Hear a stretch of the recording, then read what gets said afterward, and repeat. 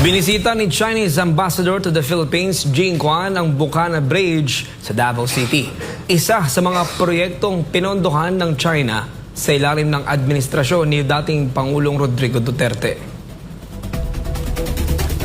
Binisita ni Chinese Ambassador Jing Quan at ng kanyang delegasyon ang naturang tulay sa Davao City noong Martes. Ang 3.1 bilyong pisong halaga ng tulay na pinondohan ng China ay bahagi ng 17.8 kilometers Davao City Coastal Road na sinimulan noong Duterte administration.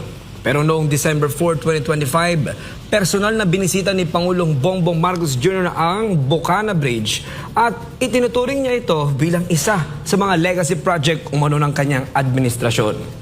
Matatandaan ang pondo para sa mga proyekto ay naaprubahan at nakuha sa termino ni dating Pangulong Duterte. Kasunod dito ng state visit ni Chinese President Xi Jinping sa Pilipinas noong 2018 kung saan lumagda ng kasunduan ng China at Pilipinas kabilang ang exchange of letters para sa Bukana Bridge Project. Gayunpaman, nagsimula at natapos ang konstruksyon nito sa ilalim ng administrasyon ni Pangulong Marcos. Ang Bukana Bridge o Davao River Bridge ay nag-uugnay sa Barangay 76A, Bukana at Matina Playa na layong mapabuti ang daloy ng trapiko sa lungsod. Nag-ano lang ako kanina kung pwede ba i-kwento yung backstory ng Bukana Bridge. And then he said na okay lang naman. So ang nangyari dyan ay ang Bukana Bridge is kaparte ng buong coastal road ng Davao City. So hindi siya yung coastal road hindi siya makakatawid ng Bangkerohan River kung wala yung Bukana Bridge.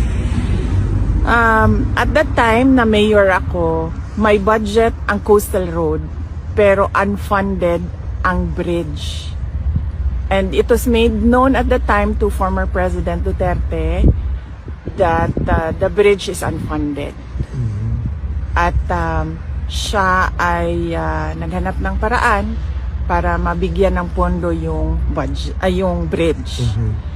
So noong nakahanap siya ng pondo ay sinimulan yung negotiations, sinimulan yung mga planning, lahat ng paperworks para doon sa bridge na yon ay sinimulan na.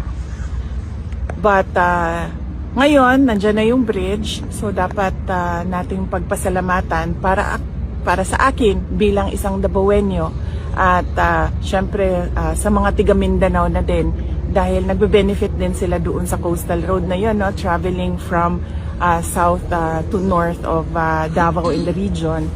Nagpapasalamat kami kay dating Pangulong Rodrigo Duterte dahil hindi siya tumigil sa paghahanap ng pondo para doon sa tulay.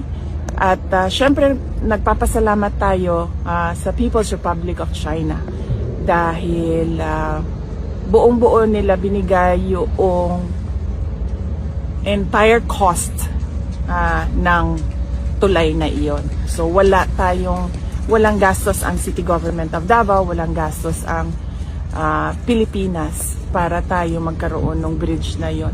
At napakahalaga ng bridge na yon dahil hindi mag-connect ang south to north kung wala yung bridge.